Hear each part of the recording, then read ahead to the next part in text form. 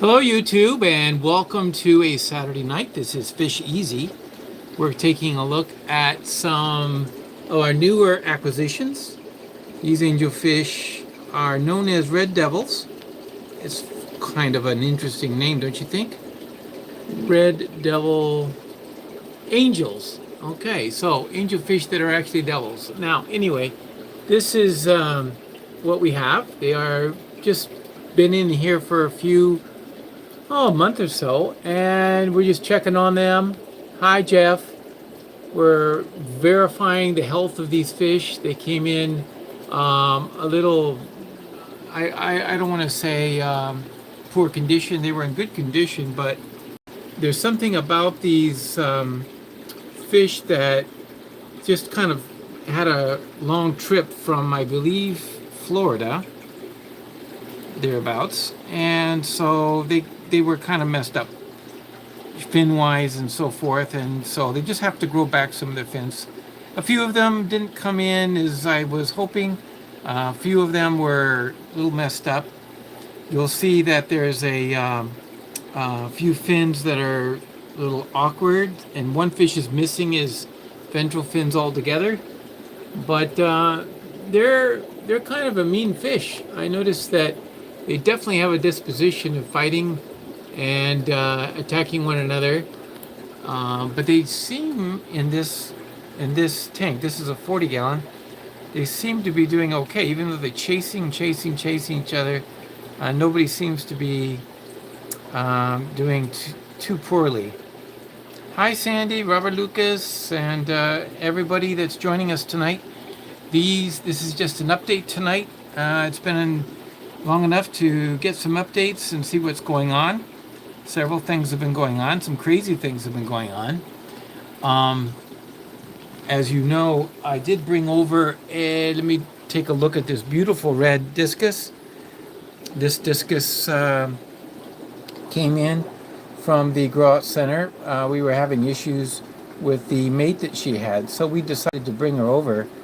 And Shady Grady, look at you. Welcome.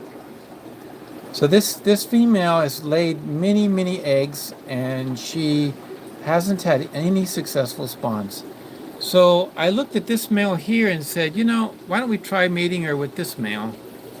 So that's what we did. We said, okay, bring her over. It's going to be a beautiful pair, especially with the colors and the similarities in the two.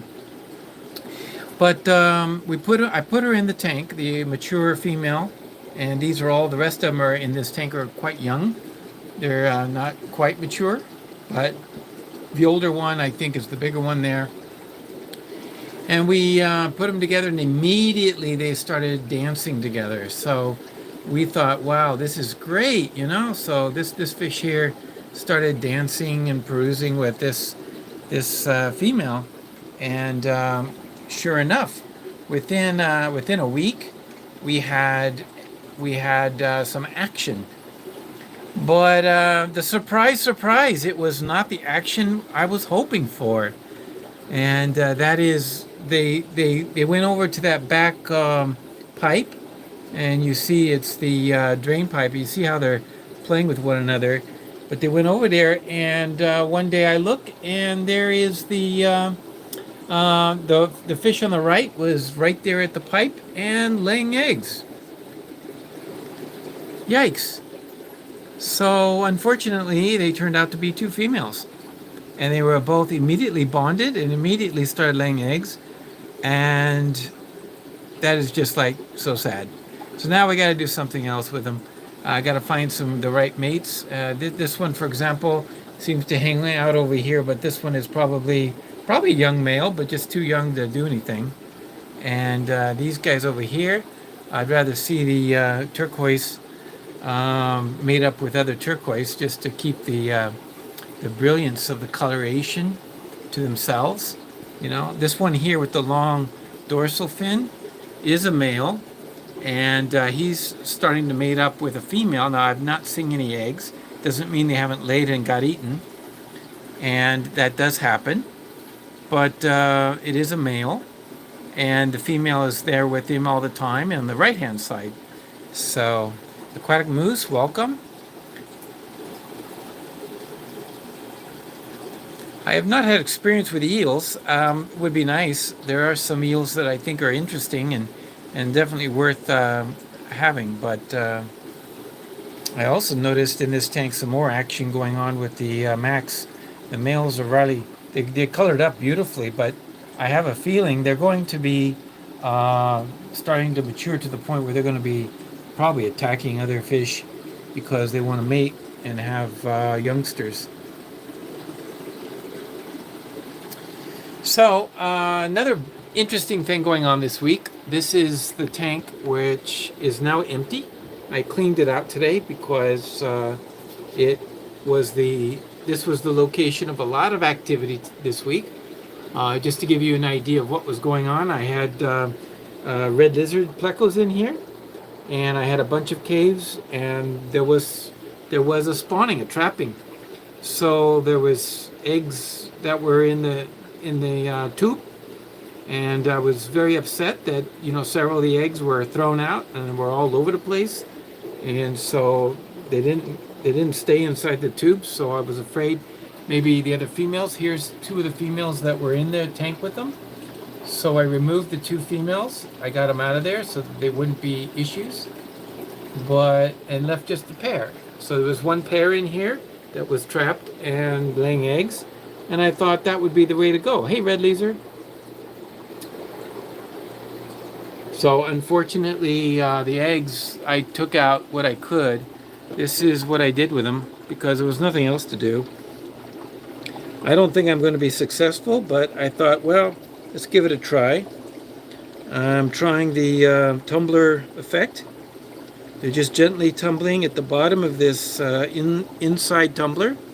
This goes inside a tank, but I didn't really want to donate a tank just for that, so I put it in a large jar. This is my large vase jar, which I hatch a lot of eggs out of. But it was available, so I said, let's just go ahead and put them in there. So there must be close to 15 eggs that were kicked out, and I just took them and put them in here. And they just put some methylene blue. Unfortunately, it'll take a long time to hatch if they do hatch. We'll see what happens. Give it some time,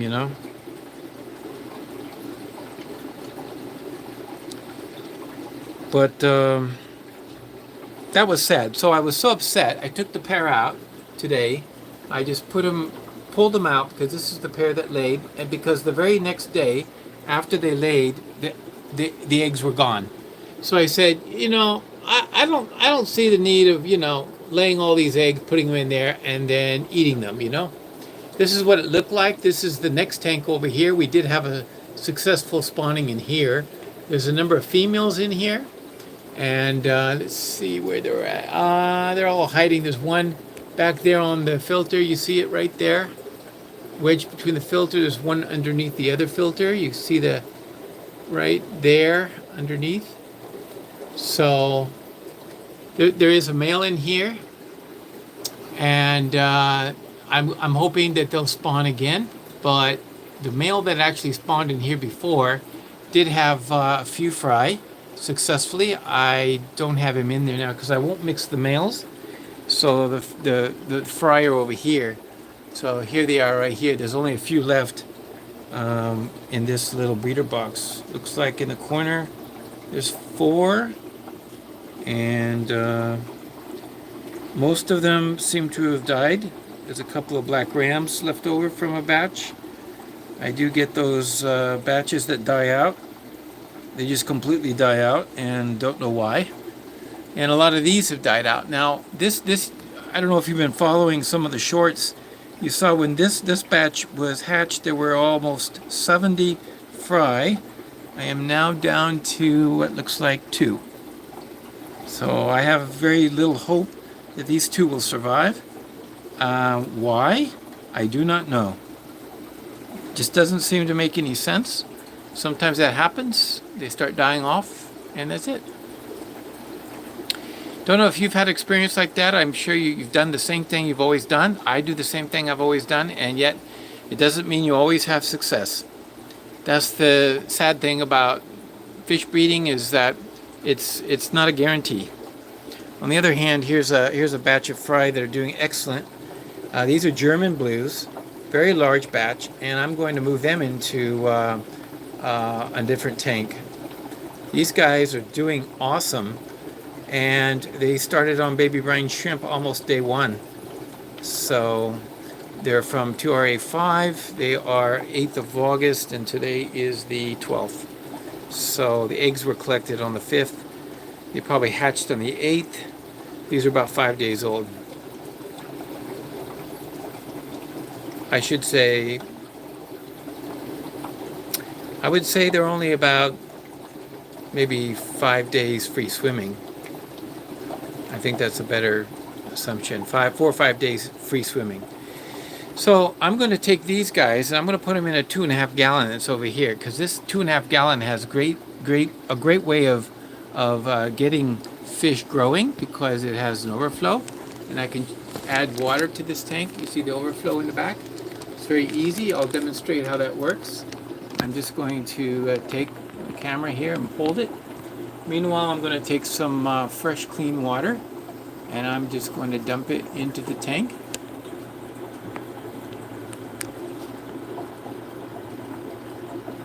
I'm doing this single-handedly. So I just do that. I just fill it up, add some water, and of course now the water is draining out because it's going through the overflow. It'll go right back down about a 1/2 inch. So I keep doing that throughout the day.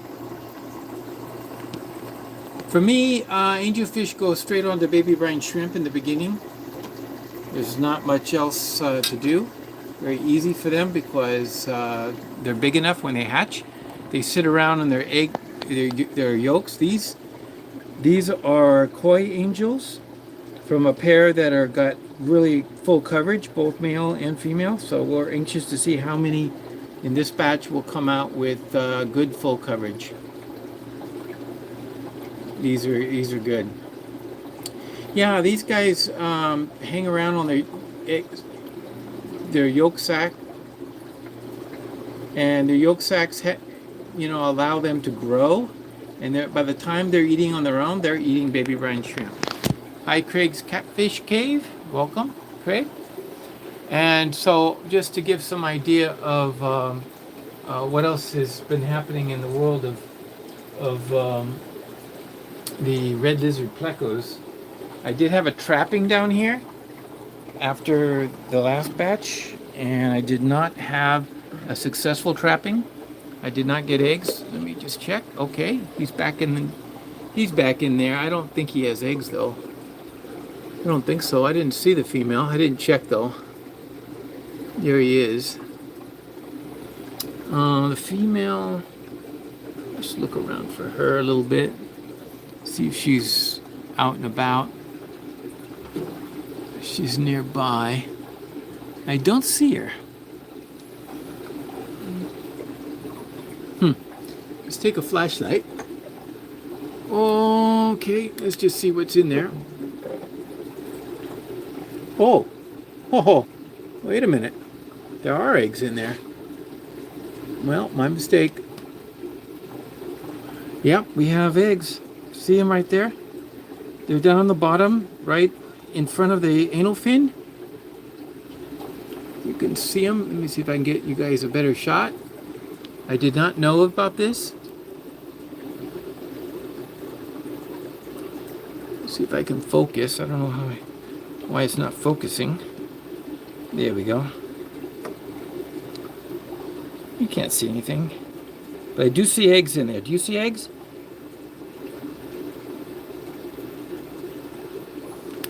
Huh. Well, I got to write down the date of when they trapped, and I don't even know when that is. So what I'll do is, I'm going to have to take the date. Today is the 12th. Today's the 12th. I'm going to assume I'm going to have to subtract 2 days, huh?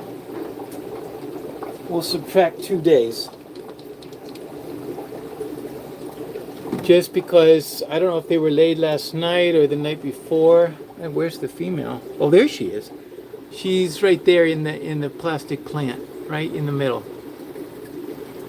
There she is. Okay. So looking at the dates of previous spawns, it looks like I need to put today's the 12th, so we'll say he had them on let's say the 11th yesterday, and then I count actually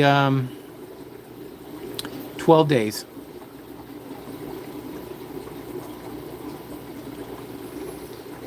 12 days, 823. There we go. And so, and 823 is when, by then I will have removed him completely out of this tank and put him into this breeder box right here. And then that way all the fry will come out into the breeder box instead of into the tank.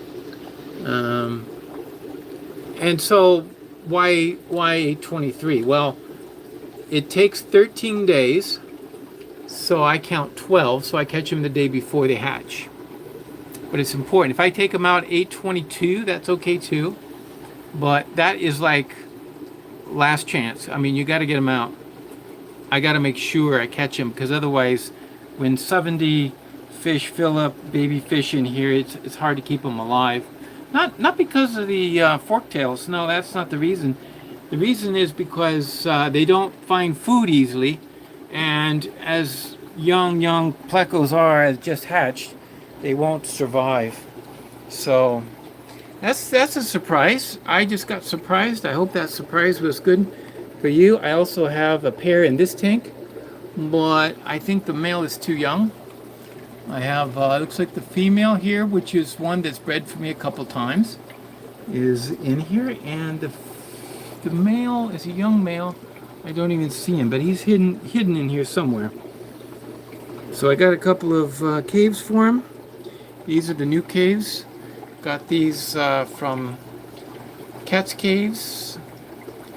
I have quite a few of them, and so I plan on reselling them for individuals buying these plecos, so they have them.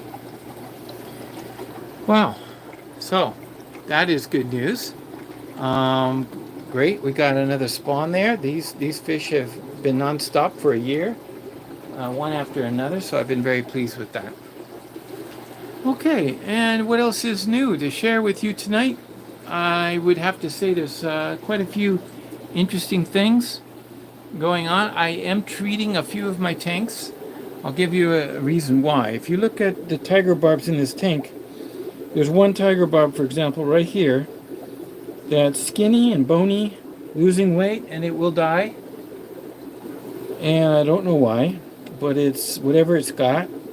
I don't want it to keep going on, so I'm treating it with antibiotics, this tank, and several other tanks, and that's why the water's low right now. I treat every day, Tuesday, Wednesday, Thursday, Friday, and then I'm going to treat tonight. So I change the water, 25%, and then I add, I'm using for a 10 gallon, in this case, 1/8 teaspoon of kanamycin. Kanamycin, this is it, kanamycin sulfate powder. So that's what I'm going to give it a try, see if it has an effect. I don't know if it will, and chances are it might not do anything for that fish, but maybe it'll help the other fish. Here's a batch of German blues. They're also doing well. This is up here in my grow out section. There's only plecos in here eating the algae. Here are black rams, and I throw in a few of these angels because when the angels are mixed with the black rams, it turns out that the black rams seem to have a much less propensity for being super aggressive, and they seem to not pick on each other. How can they? There's so many neighbors, so many people with them, and there's a few, you can see gold rams right there, a few gold rams mixed in there too, out of the same batch. Now looking over here to the other side, we've got a couple of empty tanks. These tanks were emptied last weekend and taken over to the and taken over to the grow out center. Here is a batch of black rams. And these are the rams that probably in about 5 weeks from now will be at the Canadian Expo. They will probably be available there. And so we plan on bringing some black rams to share with those who might be interested in black rams. And there's some gold rams here too. And of course the Lucipinis growing out. Actually, I have 2 tanks. This is the one tank and this is another tank. Let's see, are they the same? Yeah. This is FB15. This is a different pair than 2LB2. So these are different black rams from different, and more Lucies. Although recently I haven't gotten any spawns from the Lucies in the last 6 weeks, I would say. Nothing. I check the trap every day. I've been trying to anyway to see what is the time in which they go, but these have been doing very well. There's no angels in with these guys, but they seem to be doing okay. I agree with, just to make some comments, I do agree with Jeff Kane. He said, you know, the best way if you really want to make some pseudomuggle production going, you need to put mops. And that's the best way to do it. You can have tons of plants, and maybe I have seen, I have seen some fry survive, but the fry takes so long to grow, and they're so tiny and so fragile. In fact, let me show you over in the grow out. I'm going to go over to the grow out we have. These tanks up here are where the mops go to, okay? Just to give you some idea. They go into these 4 tanks and they get cycled. So they're going from tank to tank to tank. I don't move them, I actually just start filling the next tank. So I'll give you some idea where we're at right now. This tank here has the mops removed. The snails that were in the mops have grown out of proportion. They've laid eggs all over the place. And but the rainbows fish, these guys are growing up big enough. These are ready to move on, so I can pull these at any time. Now I did have some red lizards in here, so I threw them in here because I only had 6 red lizards. There's one hanging on the filter. There's several of them around. I don't know where they're at right now. Let's see where they are in the back. But there should be about 6 of them in there. There's one. Oh, okay, he's the same one. Yeah, so there's there's 2 of them on the filter. There's several on the filter. There's one over here too in the back of the filter. Yeah. So they're hanging out on the filter right now. But there's about 6 of those, and I just put them in there because of the high amount of baby brine shrimp that's getting fed into this tank. These are ready to come out, and I will need this tank anyway. So in order, I will kill the snails because I really don't want the snails going through the mops and eating the fry off the mops or eating the eggs. Now, after this tank was this one, and so the first fry appeared on July 5th, and then I can remove the mops on August 5th, which is past due. I can remove these mops now. There's no real hope that there's going to be more fry growing here. So let me see what we have. Now these, put some light on here, see if I can show you. They're always at the surface, and you can see them. They're quite small, and the first ones, or the biggest ones, hatched on July 5th, so they're 6 weeks old, the big ones. But there's also a lot of smaller ones in there too, because they're all no more than 3 weeks apart from the oldest to the youngest, because after 3 weeks from the first hatch, I stopped putting mops in. So that's what happened here. I stopped putting mops in, and I can remove those on the 25th because they'll stop hatching. So they're still hatching in this one. And as you can see, there's a few that are getting up there. I've already taken a few batches over to Aqua Malik to grow out, and I don't know if there is many more. It doesn't seem to be a big batch on this particular one. this is a series of group of mops that were collected over the same period of time. Here's one that I've been putting the mops in. I have not seen, I don't believe I've seen any fry yet. Let me see. Maybe we'll be surprised tonight. See if we can find a fry. Oh, wait a minute. What is this? Is that a fry or is that just something floating? That's just a floating plant. Okay. The fry look like little. They don't move that fast. They kind of hold their own.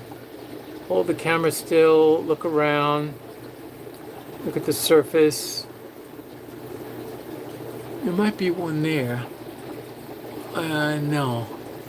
I don't see any fry in this tank. Okay, so this tank doesn't have any fry. There's no date here, so the first fry have not appeared. When the first fry appears, I put a date, and then I put the 3-week date later. So that's how you get the 2 dates. So it kind of warns me now. When a first fry appears, any consequent mops need to go into here. So that's why this is time, and this is perfect because these 4 tanks seem to be a great setup because I'm cycling them, but when I need the next tank, this one will become ready, and then when I need the next tank, this one will be ready. So as I keep pulling them out, one from another. Blue Water Aquariums, thank you for coming in such an early morning on a Sunday morning to join us. So we're looking at the Australian rainbow fish known as the Pseudomugil luminatus. And these are great. Yeah, these are great fish. They're very beautiful. I've taken most of mine and taken them over to the grow out center. We've got quite a few tanks of breeders going now, so the mops are going to get pretty busy. So we're going to get a lot of mops, and I'm hoping that will produce a lot of fry altogether. So let's hope that does the trick. All right, so thank you so much for joining us tonight, everyone. And we are live on a Saturday night. So I was just a little too wiped last night, a little too tired to be. Whoa, sorry about that. And try not to drop the phone. So we were able to not able to go live last night, but it's my goal to try to hit Friday nights so that at least everybody kind of knows. Everybody kind of has an idea of when I'm going to be there and when I'm going to be able to share these interesting things that are happening in the fish room. So it's been a little disappointment losing so many fry with the red lizards and not knowing why. I checked the pH. I checked the temperature. Temperature was about 80 to 82, and pH was just 6.9. TDS was a bit high, but that's something that usually doesn't cause death. Might stop some fish from breeding maybe if it's too high. So unfortunately that didn't happen. So I don't know what was going on there, but all I can do is keep trying and trying different things. Now, what I've been doing with the black rams, I haven't gotten a batch lately, but we're expecting an explosion very soon because we have about probably 15 pairs in the waiting. They're just starting to pair up right now out of the next batch that we're going to be breeding from, and those eggs hopefully will produce quite a few of the fry. So. The thing I do with some of the rams is I split them up, so when I get a batch of fry, this did happen probably within the last 2 weeks, so you probably haven't heard about it. So I had a large batch of black rams, and I split them up into two different tubs. So I put half of them in one and half of them stayed in the previous one. And after some time went by, it turns out that all of the fish, before they even became free swimming, died. Just every one of them died in the one tub, but the other tub, they're just fine. Well, that tells me that it's something environmental. something happened in that tub, and I don't know what it was, but I've now put it. Whoa, sorry, I hit it with my hand. Can you believe that? Okay, here we go. Try to this. Maybe if I just put the phone instead of trying to use that. Okay, there we go. We'll just use the. All right, here we go. All right, folks. It's not working, is it? Huh, there we go. So, I think that's better. I had it on this thing. This is a phone holder, and I've used it before successfully, but now that my phone is in a protective case, it doesn't work that great. So, what I found is that the tub probably itself was contaminated from a previous batch. And so the bacteria just overtook, and because it had a light white cast on the water, I think that that's what happened, and why so many of the fish didn't make it, you know? That's what I think happened. And that told me that I need to have more sterile conditions. I need to have a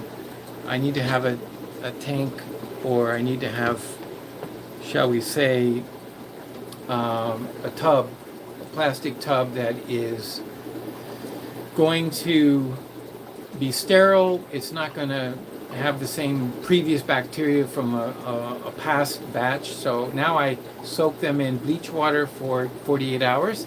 Then I take them out and I dry them completely, and then I use them. So it's a little extra step in the procedure, but I think that's going to work. So that's why I think I lost a half batch. But in the end, I had difficulties raising them. 3 months, great. Jeff Kane is now a official 3-monther, and of course, one of our first members. Thank you so much, Jeff, for being there with us on this journey. It's interesting that there's so much going on. I wanted to share something about an experience this week. I don't know, I can't recall the name of the individual, but he's in Texas, and he ordered some Paramecia. When he got it, he said, look, I didn't see a single thing. I got my magnifying glass, and he looked, and he looked, and he looked, and he says there's nothing.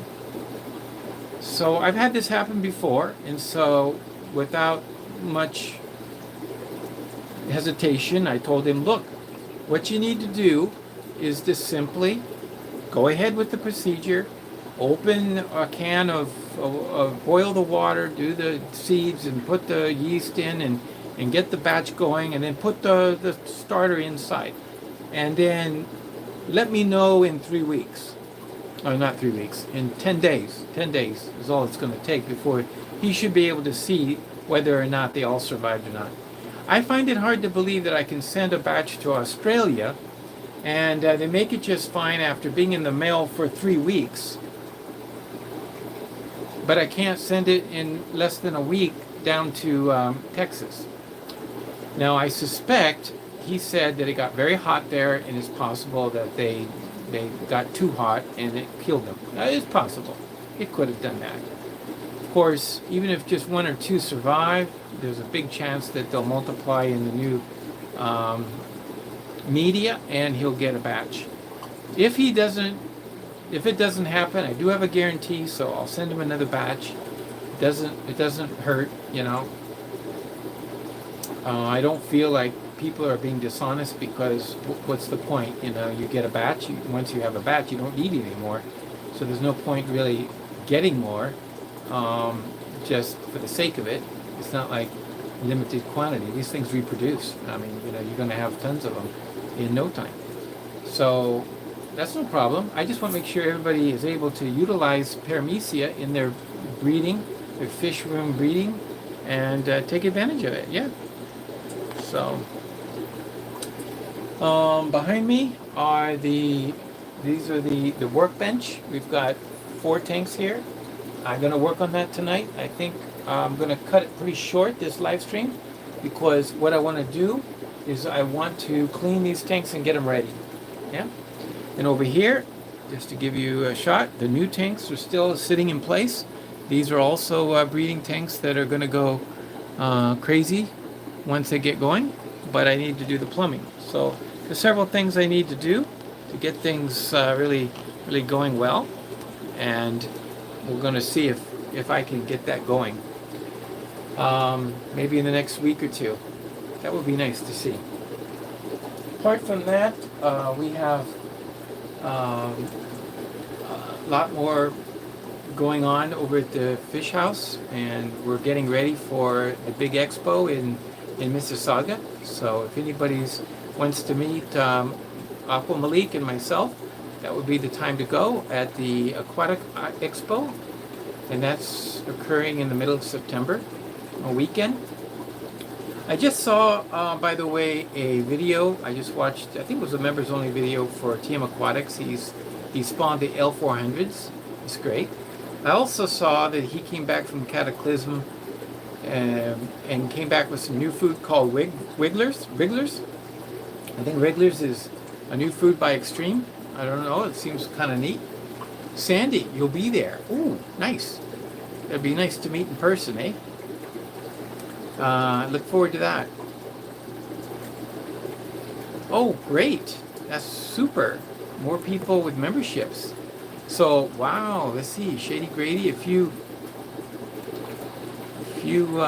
wow, thank you so much. More people that get memberships is a great way to support the channel, and also to see some videos that I don't normally show. There's usually short videos on different aspects. I have more coming, and that will be kind of fun. We do have some breaks once in a while. I get just too busy with life, and as you know, we need to always do. We need to always keep that in perspective. You know, you got family, and you've got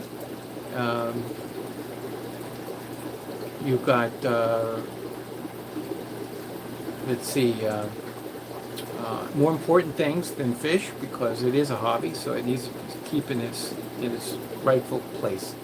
So a question came in: how often do I do water changes on my very small angelfish?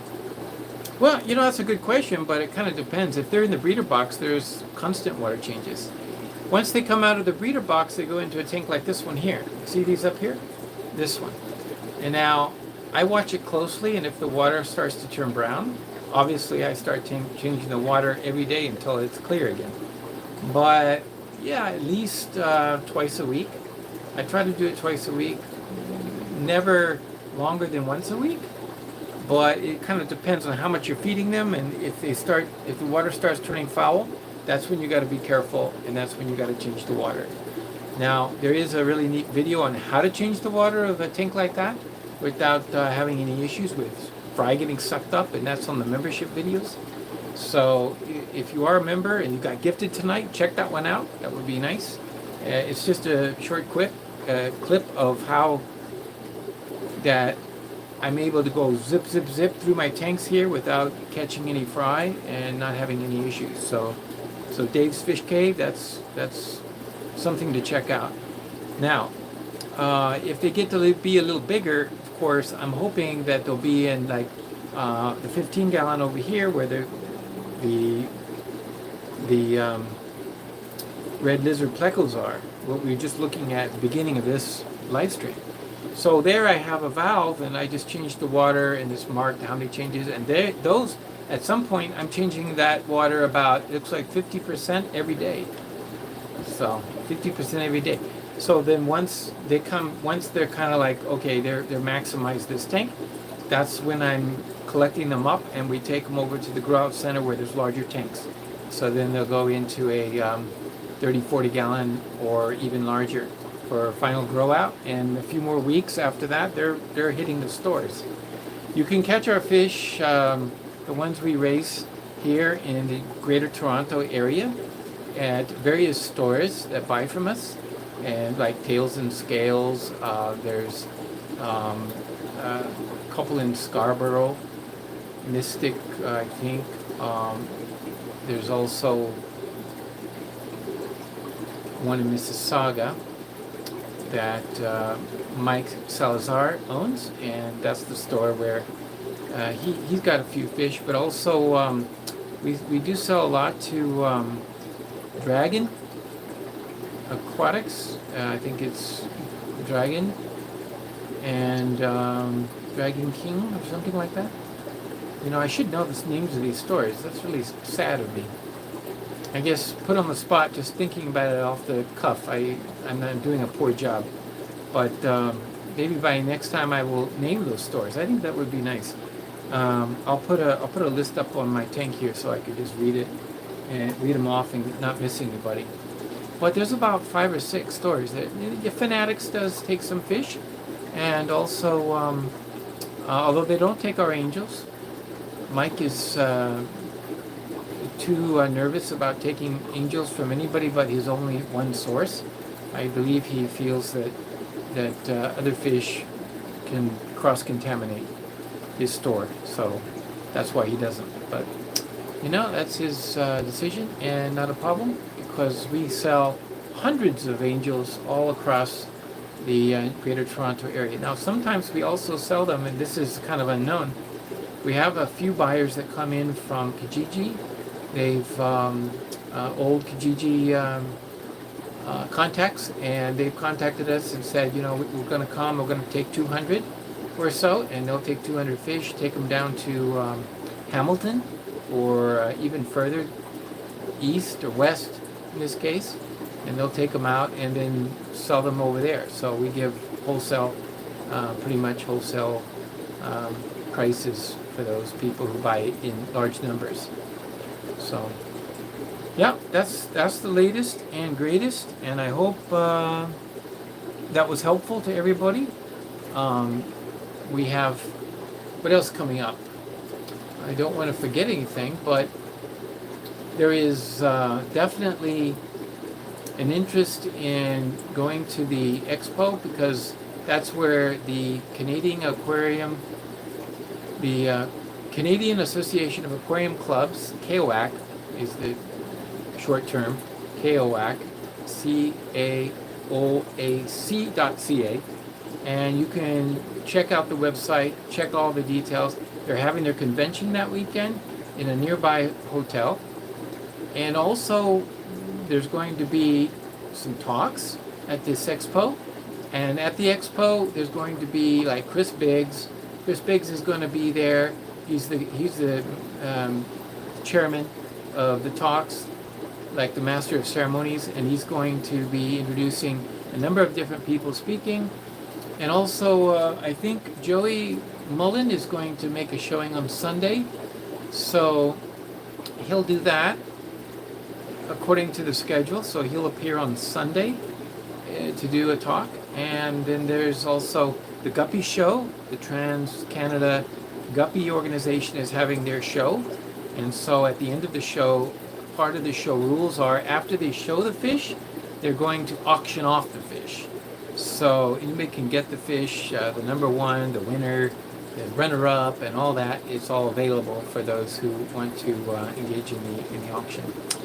So that's the craziness that's going to go on that day. It's the I think the dates are the 15th and 16th of September. It's a Saturday and Sunday, or 16th and 17th, one or the other. I forget. But maybe we'll see you there. It would be nice to meet as many people as we can. It would be great.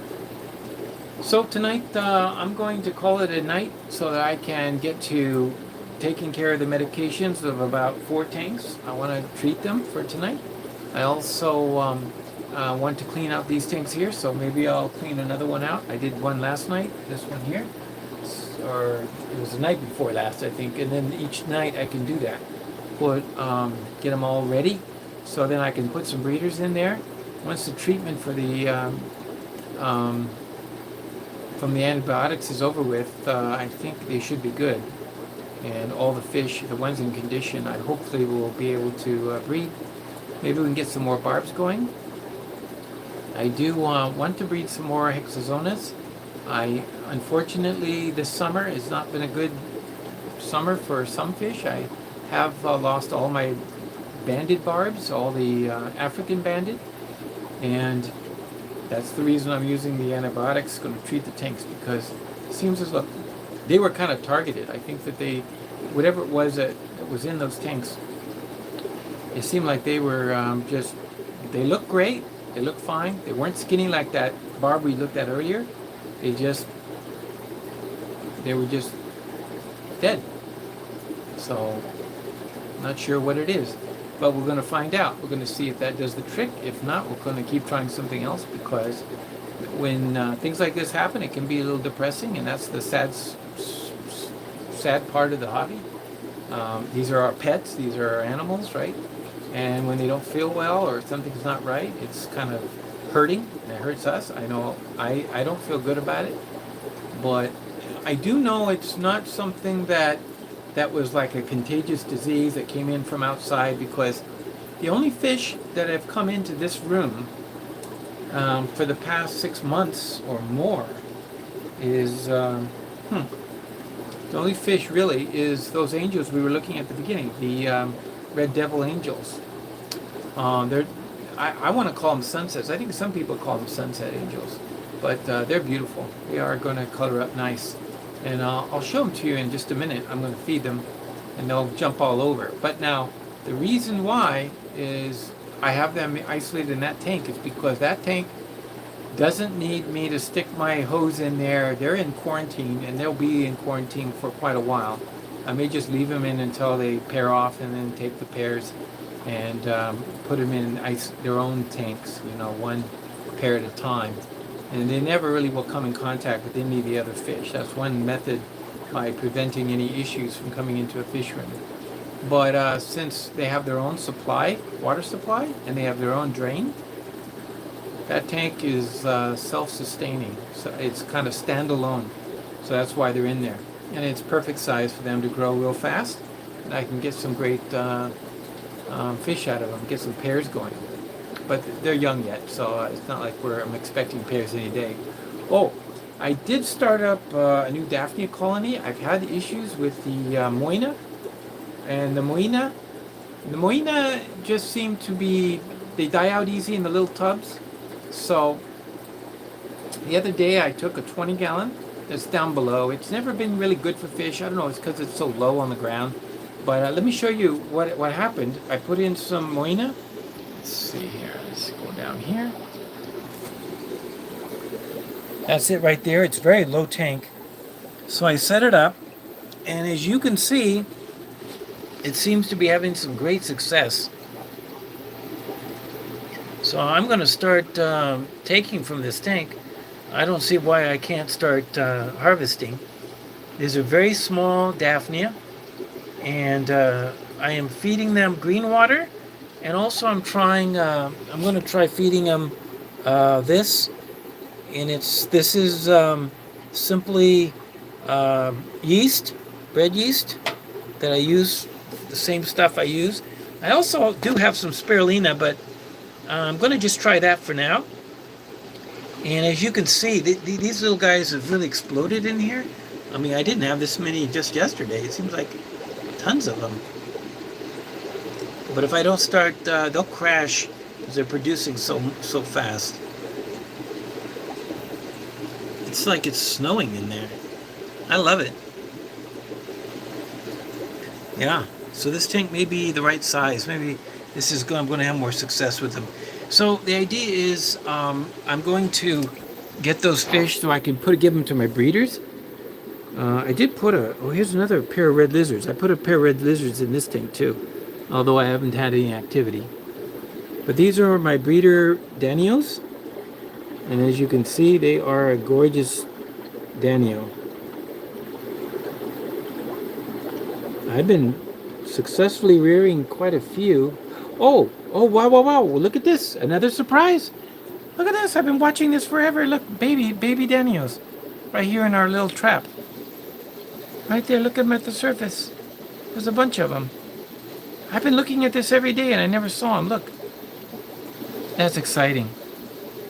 I gotta get those out now and start feeding them they're probably eating what they can out of this trap, but I need to get them some concentrated food. I have a lot of success by just merely siphoning them out of here and putting them in those little jars, and then feeding them concentrated Paramecia, and then I'll start once they're on the baby brine shrimp. Then I'll just take them and put them. I'll show you where I take them. From here, we got babies, so I'm gonna move them over to here. They'll go into one of these first. I will siphon them into here so I can concentrate in the little guys, and they'll be watched very at eye level. This is good. I'm also conducting an experiment over here with Magna. This is Daphne and Magna. Growing in the jar, they seem to be doing great. I want to see how I can keep them going in a small jar like this, and how many I can harvest at a time. Anyway, I'm getting sidetracked. So back to the Danios. So the Danios, once they get big enough, they will go into here. This tank gets tons of baby brine shrimp, because whatever baby brine shrimp I put into the breeder boxes overflows, and some of it gets out and goes right into the tank. So they're getting a constant supply of baby brine shrimp, just a little bit constantly. And these are ones I raised from the breeder box. These are the youngest ones until today. They're looking sharp. They're a great Daniel. Then when these are ready to move, so I'm going to take these out because they're too big. So I'm going to take these out and I'm going to put them here in the 30 gallon. Over here you can see the ones I have growing out in here. So then they get moved from tank to tank. This is going to be their last stop before they either go into another breeder or get sold, given away, etc., etc. They're nice. They're neat. In fact, I have a friend who could probably use some of these. Be really nice. But the Daniels, they're kind of a hardy Daniel, and I'm very pleased. I like the colors. As you can see, they've got a brilliance about them. I throw in tanks like this little angel here. I'll throw this angel in here because I will find him. He got left behind after I would take all the other fish and take them off to the other house. And I'd come home and then there'd be one fish left in the tank somehow. It was hiding. So then I can't keep him in that tank. So I just throw them in here, forget about them, and they start growing on their own. So this is like a what do you call it? It's not a garbage tank, but like a leftovers tank. You know, just kind of like odds and ends. There we go. That's the word. It's an odds and ends tank. So I do have odds and ends in here. I have the Hillstream loaches, which are the funnest fish. One of the funnest fish I've ever seen. They're really great to have. I hope I can breed some. These were all bred by Aquamalik. And there are cardinals in here. As you can see, this is a community tank, but it has a lot of hornwort growing. It's just a very thickly planted tank. And so it's not really production, but it's an odds and ends. I did throw a male ram in here because I had females only, like this girl here. She was probably looking for a mate. And I want to see if I can get a spawn out of them. Looks like they're kind of looking at that corner. They're just a beautiful fish. What a beautiful cichlid, right? You just don't get fish like that. No, he's really nice.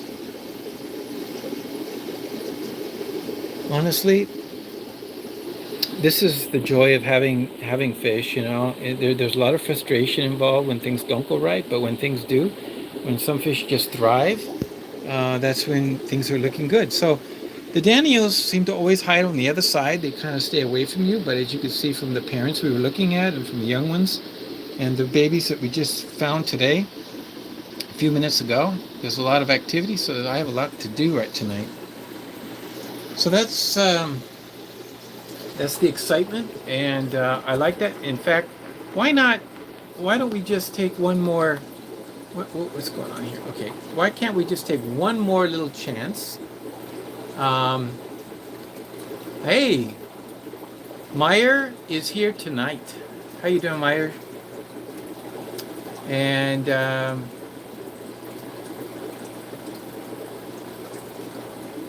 and Tom has joined us. Yeah, we've already talked about your videos.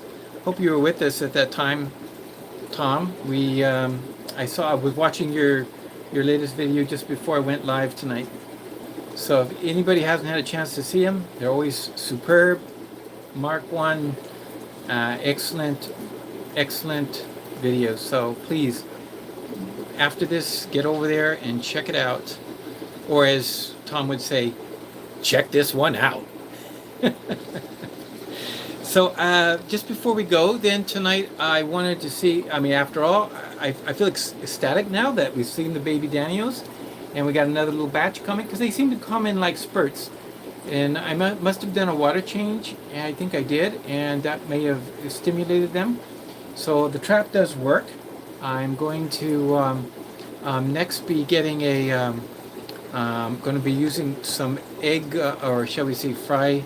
We're going to use some different fry methods in growing fry for the black rams. We're going to see if that works for them. But I may as well look right now for the Lucipinus. Just this, why not just check it out? And this is how we check it out, right there. So I'm going to see if I can get the camera down. I usually do well putting it here, no? Oh, I don't know if that's going to work. It doesn't seem to. No. It's not focusing because I've got some things in the way. Okay, so well, I'll just have to hold the camera maybe, huh? So the first thing I do is take my watch off. I don't take my watch off except when I get in the shower. So usually that's the only time I ever take it off, other than when I'm dipping my hand into the tanks. So let me try this. I know. All right, we'll try this. Maybe putting, I don't know if this is going to work, but I want to see. Can you see there? Yeah. We're going to see what we got. I'm going to take my watch off. We're going to see if we can get anything. There we go. So then I take the lid off.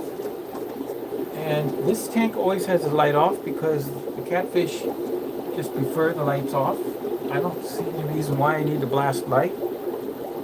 You know, in the bottom of Lake Tanganyika, I don't think the light bulbs are very bright there. So, in my opinion, I don't think they get a lot of light naturally. Let's just see if there's any fry in here. And I'm going to dump. And nothing. Okay, well, I guess I was being too hopeful. It's been a while since I've had any fry out of here. Get back on. It's just sort of a fun thing. It's like going fishing. You know, sometimes you don't catch anything, and sometimes you do. So that's the thing. You know, sometimes there's fish fry, and sometimes there's nothing, and sometimes the fish bite, and sometimes they don't. Right? So you go fishing, come back with nothing, and it's not because there's no fish, it's just because they didn't do their thing. They weren't hungry or whatever. So, there was the experience we gave. I think that's it. I think I've covered all the things I need to cover tonight, just to see if there's any last questions. L46s. Now, that is something to mention. I do have Cody V has picked up German blue rams. Yeah, and as you keep them, if you get them very young, they're going to be, of course, nice. But as they kind of mature, if you have a good tank and where they can hide and get away from each other, not hurt each other with their aggression, and keeping just maybe a pair in a tank instead of a whole bunch, you know, you're going to have some success. Like you see with that male, he was with a pair in a tank for some time.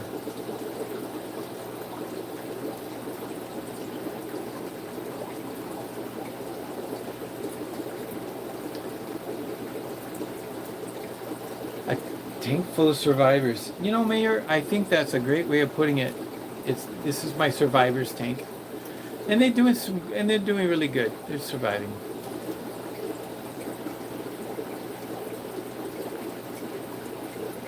Yeah.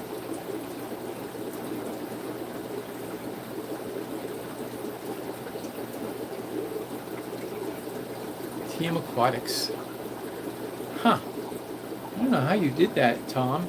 Your post where you say thanks is unbelievably different than the rest. All of them have black background, but that one.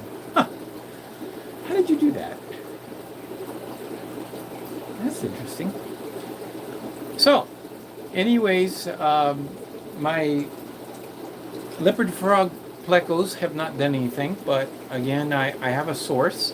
I'm working on a source. I have a friend who has way too many females, and so he's going to share with me some females, and I think that that would be super, and it would help my colony out, because I think I have more males than females. Can you use peas instead of wheat berries? Well, honestly, you can try. I'm totally against telling people that this won't work or that won't work. I think it's a matter of just trying it and seeing what does work. However, my guess is that you got to be careful, because I think the peas might break down faster, and eventually the water will become more putrid. And the reason I use the wheat berries is because they're kind of like a hard wheat, and they take longer to break down. So by the time 3 weeks has gone by and I've actually maximized the culture and I've used it up, the wheat berries are not totally out messing up things. So if you want to use a different media to grow the bacteria, whatever it is that they need, it could be possibly a good way of doing it. It might be cheaper, but try it. I have not tried it, and I don't know. But I do know that the wheat berries work. They work great. And you can order some wheat berries from me, because when you order if you need Paramecia, you get the wheat berries, you get a packet, you get a starter kit. It all comes together, and I send it all together, even a scoop, even one of those little scoops I use. So you get it all. But on the other hand, if you already have the Paramecia and you just need the wheat berries, I guess I could just send that to you too. That's always an option. So, yeah, that's always an option, instead of buying so much, because if you order from Amazon, you have to buy in quantities, and it's kind of a lot, and it's kind of expensive that way when you just need a few, right? I only use 15 kernels each time I boil. I boiled some tonight. It was just a small quarter of a teaspoon of wheat berries in the water, and that's it. There was a question. Local shops lately. Not lately, Meyer. There's yeah, we did sell. I think Malik took over some fish this week, but I can't remember where he took them, because there's several different places that he went to, and so I can't be for certain which ones. But just tell me what you're interested in. You have my number. Just give me a text, and if you're interested in something that you see or we have, we can always hook you up. Not a problem. We always give high priority to our memberships, our members. That's just absolutely there. So Red Laser and Fishy Mike is here. Wow. Okay.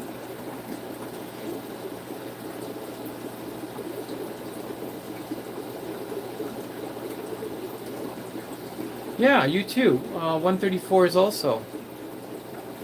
So yeah, the 134. So what I was saying about those is my tank right now, I mean, this is a mess. If you look at the tank, this is not like a clean tank that you would see over at TM Aquatics. This is a real mess.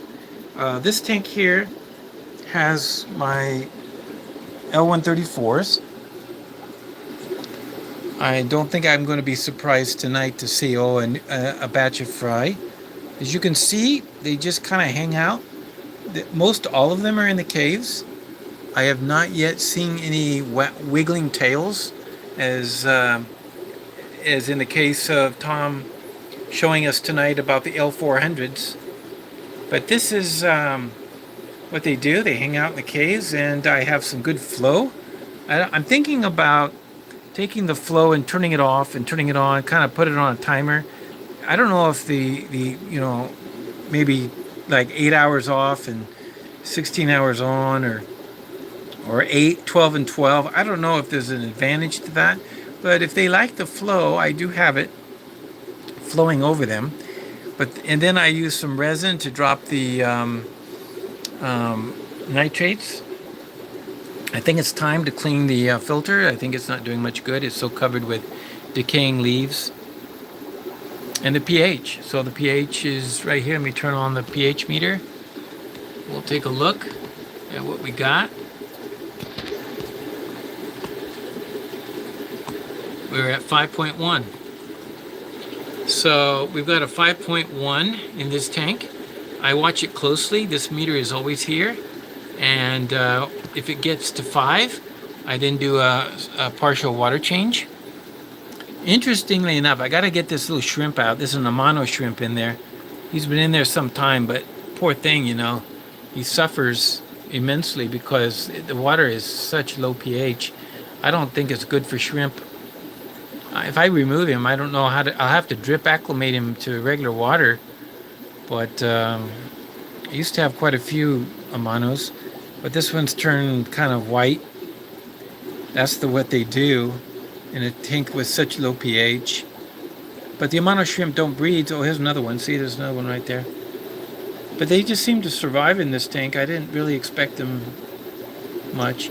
I do have a question for anybody out there that's got L134s or Plecos like this. I noticed that some tanks, some caves fill up with muck, and some of them just get mucky. And some of them, even the fish go in with the muck. And do they really clean them out? Do they ever go and clean them out? Should they? If I see a lot of muck, should I try to clean them out?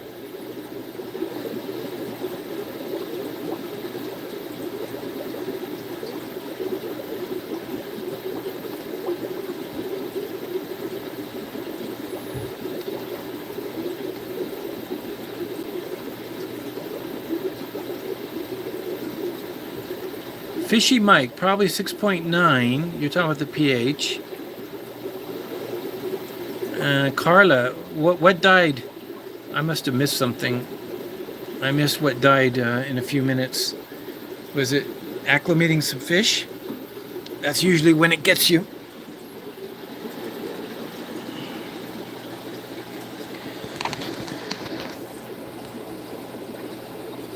Okay, so they're a dirty fish. They kind of, hold on. So that's what's happening. The 134s tend to be on the mucky side, huh? Oh. Okay. All right. Thank you, Tom, for responding. I've never seen a mucky cave in your place. I mean, every cave, every tank is spotless, and I think it has to be that you vacuum everything out completely before you would ever turn on the camera. I think that must be it, because how can you have such immaculate tanks? I don't know. It just seems so suspicious. Something fishy going on there. But no, I mean, with the right flow, and what I've found with especially our bear tanks, if you have some flow in there, all the muck actually gets collected into a corner, and it's very easy to clean out. So that's happened in our Discus grow out tanks. Sometimes just putting a little flow makes a big difference. So, in the Hypocistris, keep their caves very clean.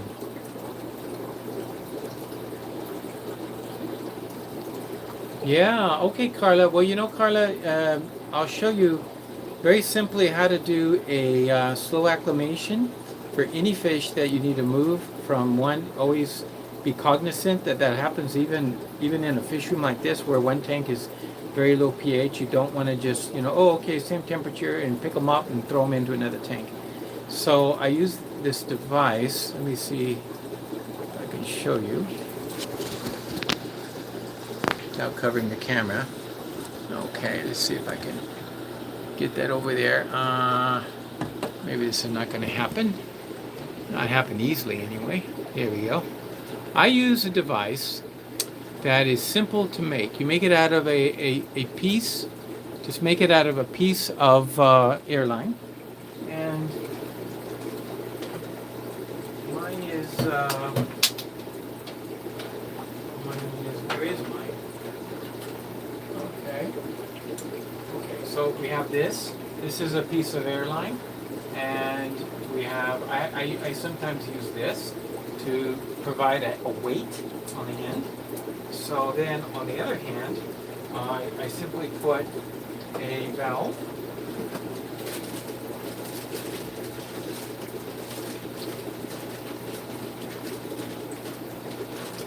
Okay. These are the valves. And I'm going to use this valve to show you. And this valve, my box of spare valves. So you can see this. This is a valve that just goes onto airline. And so then I can adjust. Now, what I do is I'm going to I have this jar here of water. This represents the tank that you're going to put the fish into. And then you just take anybody, put it in a bucket or something, and you just start a siphon. Let's see. There we go. So as you can see here, I don't know if you can see that, but it's just dripping out. It's going pretty fast. So what I do is I get it down to a steady drip, a drip in which you can't count the number of drips, so that fast. And then I put it in the bucket with the fish. Now, I'm going to put it there. And right now I'm going to give a water change to this tank over here. I don't know if you can see it. Is it in the screen? Yeah. And so this tank here, I'm going to do a drip. And because it's got an overflow in this case, it's not going to overflow. It's going to just start dripping, and it'll come out here in a few minutes. We'll start seeing some drippage into the tank. Now, this is the other little trick that I use. When I'm dripping into the bucket, let's say this is your fish. You got your fish in this bucket. And say the water line is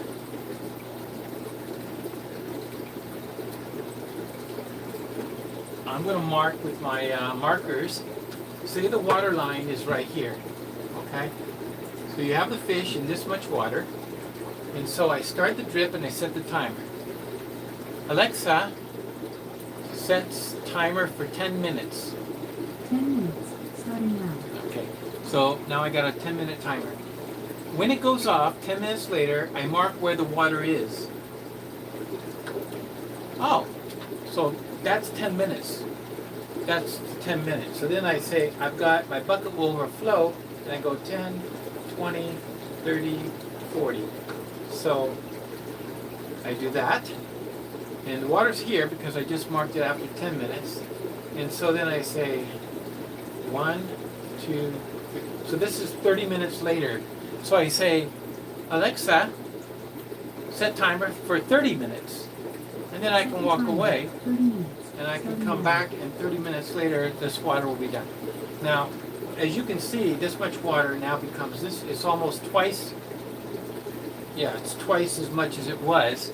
So what I've done is I've just gently put them into the tank water, because now it's only 1/3 what water they were in, and 2/3 the tank water. But by dripping it like that, there's no issues, and they don't seem to have any problems with that. So that's the trick, because the rate at which it's bubbling out here, drip, drip, drip, drip, drip, stays the same. So if the drip stays the same, then you've got a certain rate, and so the water rise in your bucket will be the same. So I do the 10 minutes or 15-minute check, and then I use that measurement. You can even use this tape measure if you want. You can tape measure it up, and you can discern how full it can be before your bucket will overflow, and that way you never underflow. Well, I hope that was helpful, Carla, and I see that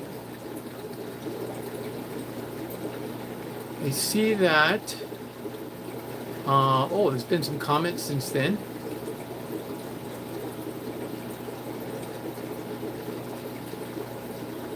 Dee Dee is here. Dee Dee Finden. Hi, everyone.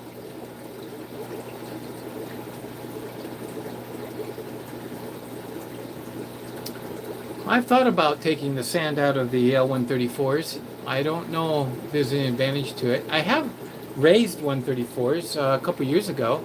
I did have one spawn, successful spawn, and after I learned how to feed the fish, the 21 fry ended up being about 7 or 8, because I didn't realize at the very beginning how important it is to have leaves that are decaying in the tank brought into where the fry are, and so they need to have that same bio, and to have the something to rasp on, and when they're very, very small. And I realized that, Tom, in your video today, you did say that you weren't, scientific, you're not an expert, and well, neither am I, but you got to remember something that does apply, and that is, while I may not have a PhD, I do have many decades of experienced friends who have not only experienced and have countless attempts, tries, and efforts that show to them that there's a lot of benefit in doing what they're doing. So when you learn from somebody who suggests doing it this way because they think this is the reason why, whether or not that's the actual reason why, and maybe not scientifically proven, it is experience.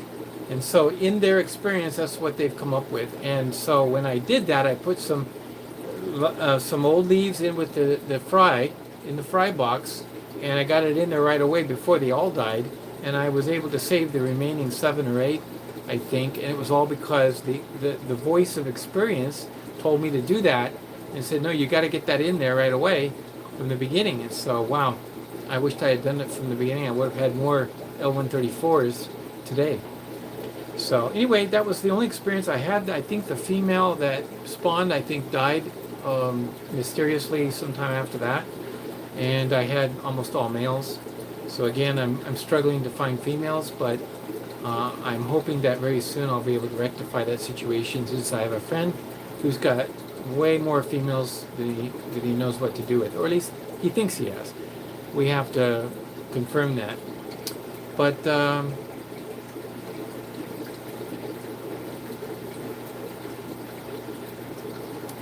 yeah, it's too bad.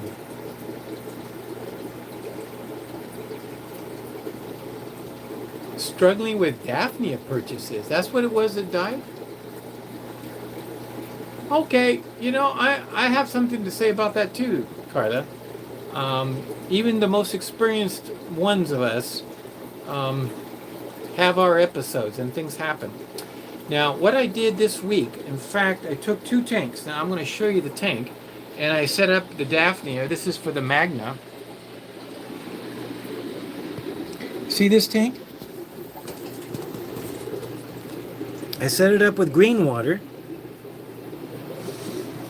I put the Daphnia in there, and within hours, most all of the Daphnia were dead. They were floating.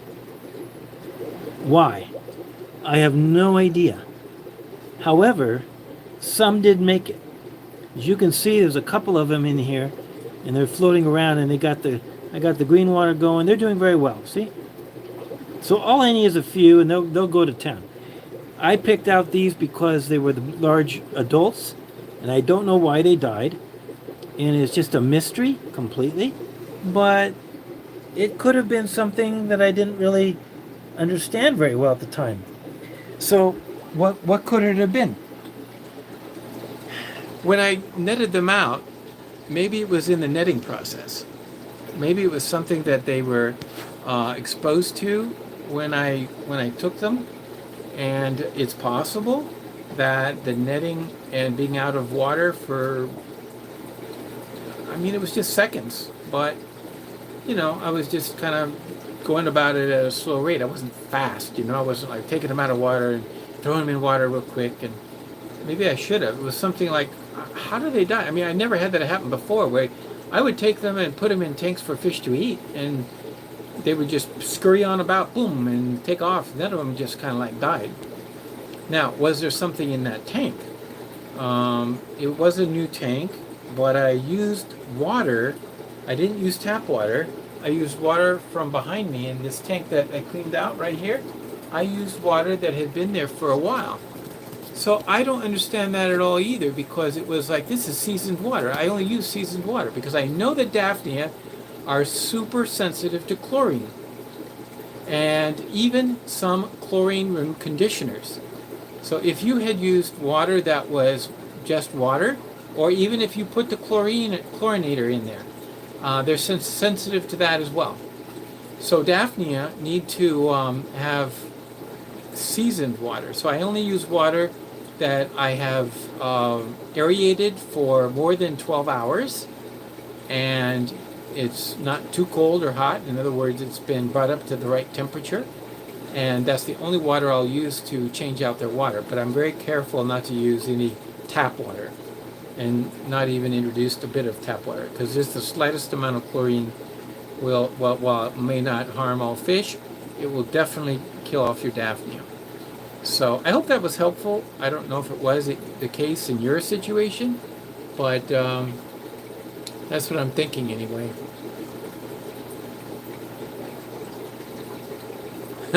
Jeff, yeah, that's not a bad thing. I've tried to get Malik to be a co-host, in a lot of cases, to do some things, and I don't know. It just doesn't seem to happen. But I definitely am game for that idea. There should be some nights in which we have some, what they call on YouTube. There's a feature is go live together. So we should go live together. Let me know when you're up for it. So I'm trying to read through my bifocals. It's like, oh, the net straining has killed Daphnia to me in the past. Okay. Well, that's what I did. I put them in the net, and then I strained them out because I only wanted the big ones. So I did it twice.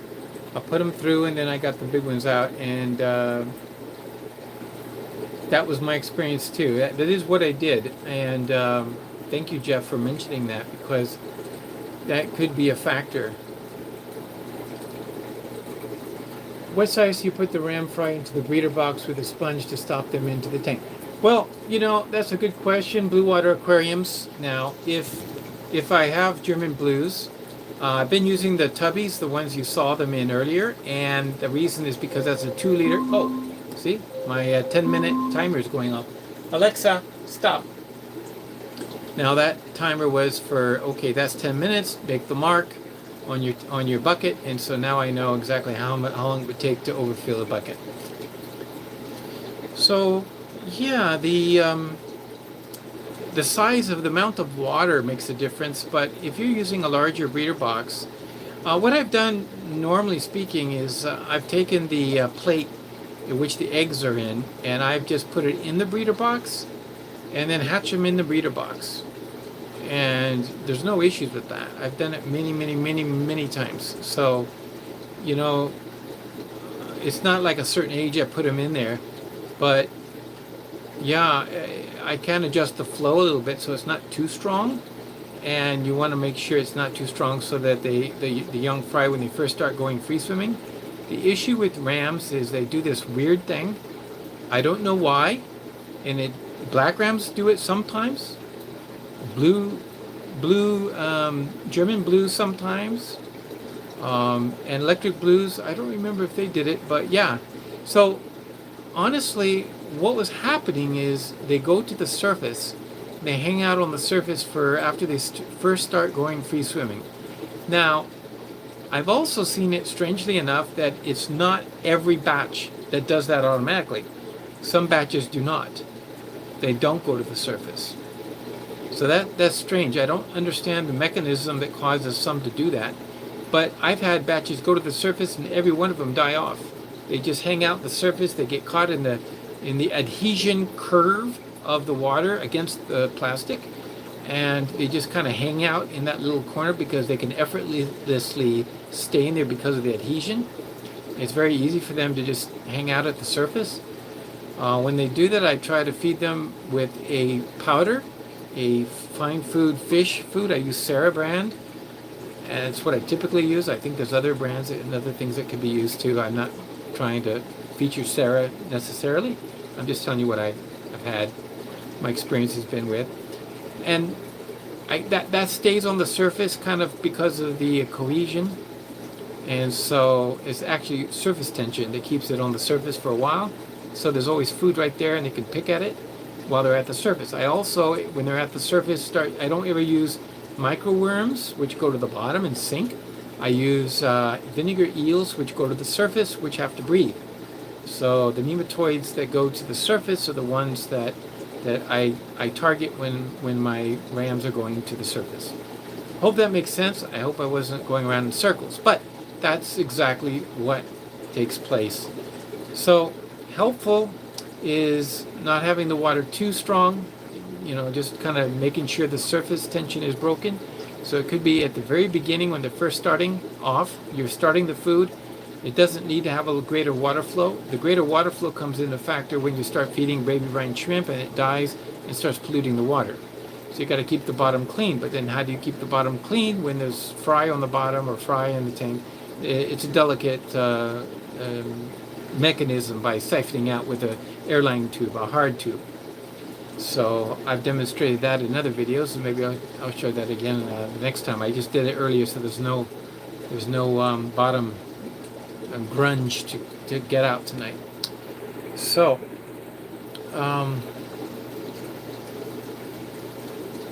Daphnia are from eggs. I didn't know you can buy eggs.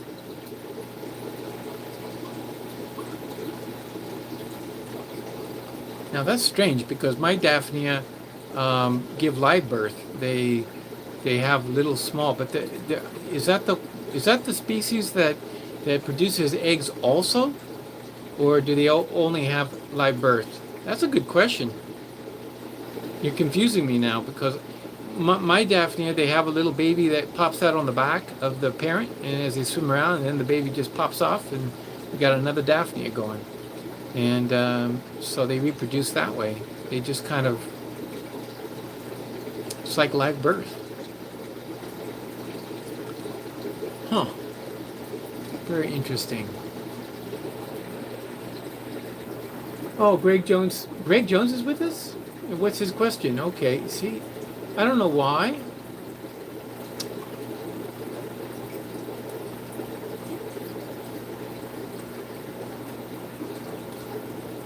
Greg Jones, I don't know why I'm missing the... Let's see if I can go back. Okay, here we are. Greg Jones. Hi, Greg. So glad you could join us tonight. Have you seen the Lucipinus poly white? They are gorgeous, almost makes you want to try to breed them. I have not, but if you're referring to the poly white, are you talking about the very light skinned with a black dot? Interesting you mentioned that because it was Greg Sage who drew attention to that. When I got the Lucipinus, it was because of Greg's videos, and I had been to Greg's place in Colorado, and we looked at the Lucies, and he was showing me how he was picking out for breeders the ones that were more lighter skinned because the dots stand out more. And I have not seen any that are white, like white. Yeah, that would be an awesome fish to have if they were super whites. But that's what they would be. I don't think they would be a different species if you're talking about them. There's also other Synodontists. I don't breed what's the one that is parasitic? There's the parasitic ones that breed with African cichlids. They lay the eggs in the African cichlids pick them up, the eggs, and then hatch the fry in their mouths. Synodontis, not the Petricola or Lucipinus, which are very similar, almost the same. I can't think of the name of that one, but you know which one I'm talking about. Their eyes are a little bit more bulging, and they do look to me lighter in color. But yeah, I'd like to see. I'm gonna see if I can find that on chat, not chat on the web. See if I can find the poly whites.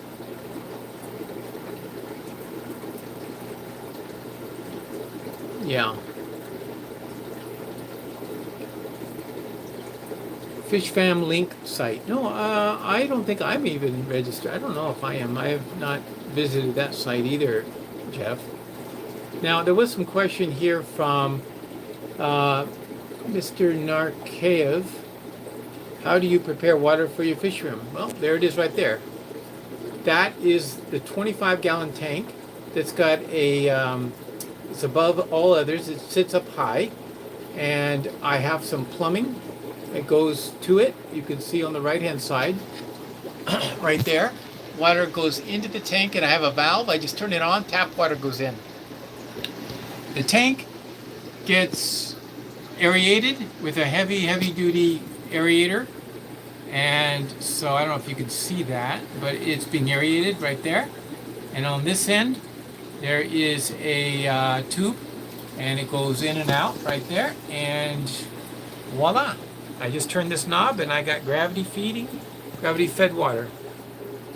So like you can see here, this is the other end of the tube. So I'm going to fill this back up. I just turn this. Water starts flowing.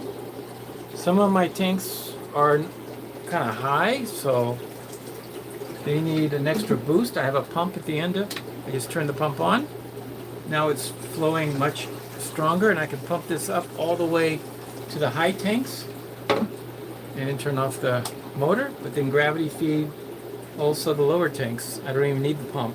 Gravity feeds pretty good. So then I turn off the valve, and I've taken water from my 25-gallon conditioned water, and that's how I do it. Simple as that. But not everybody has a water tank hanging above in the ceiling space of their fish room, so that is something that makes it hard.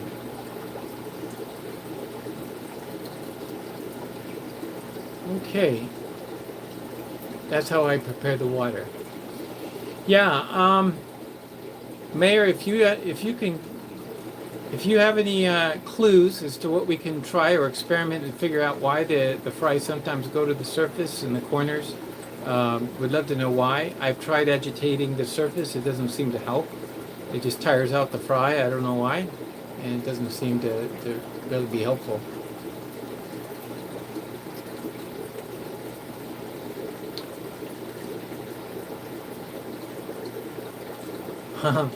Oh, great, Carla. I appreciate the feedback. Thank you for letting me know. It was helpful. My demonstration on drip acclimation. Okay, fishfam.link. I'm going to go visit after this, see what it's all about. There's so many things and so many places, and just so you know, we all have it in proper perspective. You know, I do work full time, and I also have the aquariums and tanks to take care of here, and also to assist Malik over at the other house. Together combined, we have at least over 150 tanks. And those tanks, some of them, a good number of them are larger than 30 gallons, some of them 75, and the 90-gallon here is the biggest, I think. We do have a 125-gallon that's just been empty for the last year, and because we haven't got a stand, there's a lot of empty tanks that we haven't even got up and running yet. Then there's also the fact that, you know, I also have other things going on in my life too that I have to attend to, responsibilities. So, you know, it just kind of makes it squeezing everything in, and keeping everything in perspective, keeping it in balance. So I would like to check out some things. For example, I'll check out this fish fam. Right now it's 82 degrees in here, almost 83, and I'm still sweating like a pig. It's so warm got to get the fans back on, but I turn them off because of the live stream. It's like brine shrimp. Poor water conditions, they make a cyst egg instead of live birth. You can reboot a colony from the mold of a failed colony. Well, that is very interesting. There you go. Blue water aquariums comes through. It's the multipunctatus. Yes, that's the catfish, the Synodontis multipunctatus that I was referring to, that are parasitic and require the African cichlids as a host.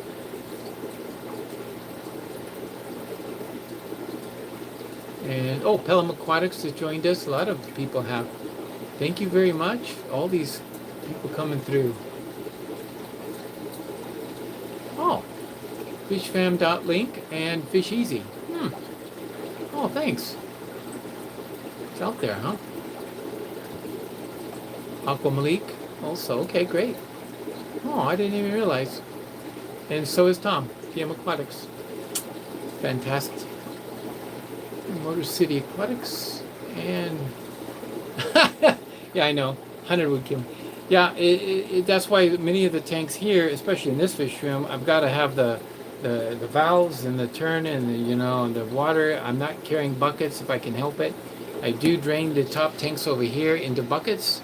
But these are 5 gallon, 4 gallon tanks, so I can do a couple buckets. I do have to cart them over to the sink. But I don't know. When I do this remodel over here, this right here, this is going to be the remodel. We've got 4 tanks right here, 4 more breeding tanks plus space for breeder boxes, and I got to put the links, or I should say the drains on those. Maybe I'll make it easier even for those. It's so easy to drain and refill. Okay, so that's a lot of what's going on tonight. Looks like we're getting to the very end of our lesson. Fish night lesson. We've got a great opportunity to chat tonight. I really appreciate everybody joining for the chat. My shrimp, I'm anxious one day to get my shrimp going. I do have a tank, and it has had some blue dream shrimp. It's that tank right here behind the jars, and there's a couple in there. Hey Mayor, thank you so much for the super chat. That is awesome. I'm going to say thanks so much for your generosity and your help. It goes a long ways. So this is my one spot where I have some shrimp, but you know what? I do not have the experience with shrimp to know even what to feed them and how often, or how often to change the water. The other day I was looking at the water back there, and I had refilled it several times. The TDS in that tank is like 400 to 600 TDS. It's like, wow, way too much. So I need to do some water changes, and I don't even know if I have a pair anymore. I only see 2 shrimp now, so I may have lost them.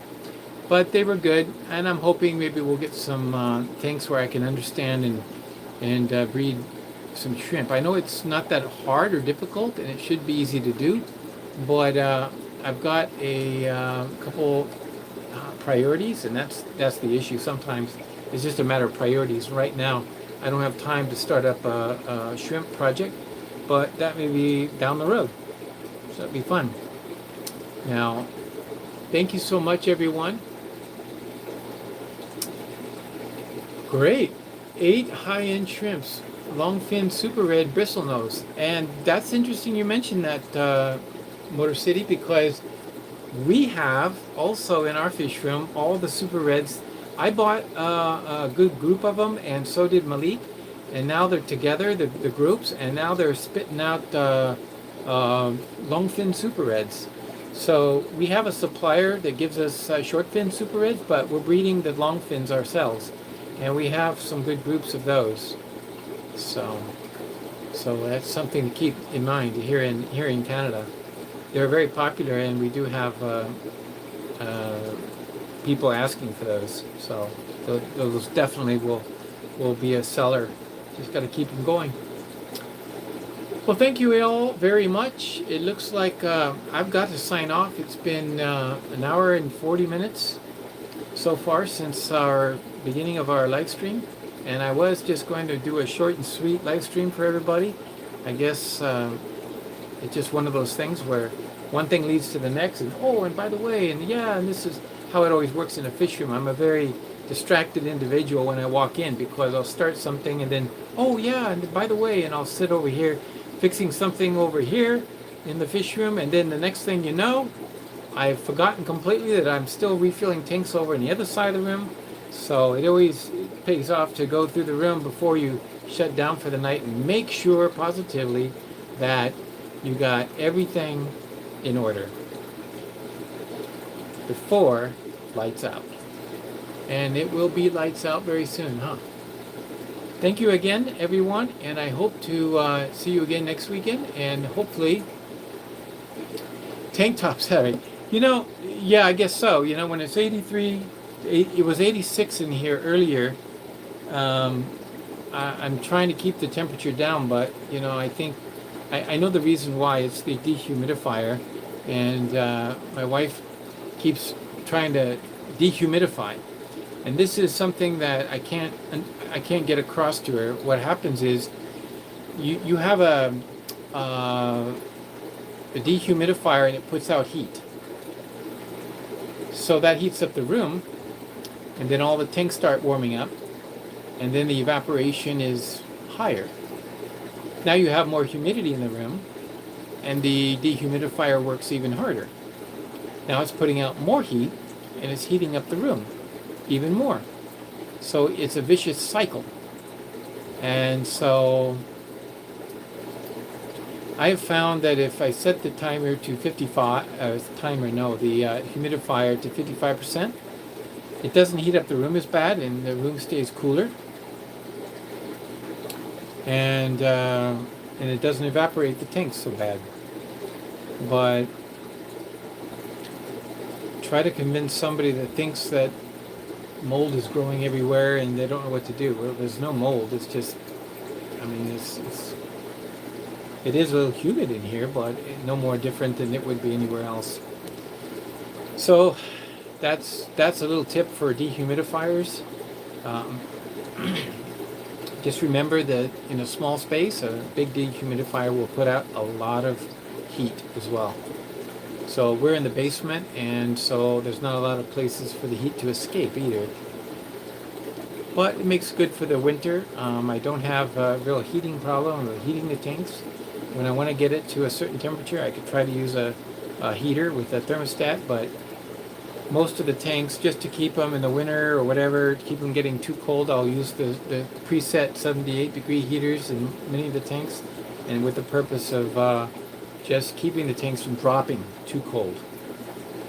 And with 78, that's fine, So, thank you so much, and appreciate the talks. And yes, I wasn't even going to be on very long, but kind of glad that we were able to cover so much tonight. So thank you so much, and it looks like everybody's left likes and thumbs up and done all that, so I never have to say anything. And there it is, the 30-minute timer. Alexa, stop. So that must mean the end. So as always, thank you so much, and I appreciate it all. And as you go through life enjoying your fish, your pets, your animals, be sure to give them the care that they need, and above all, be sure to keep it real.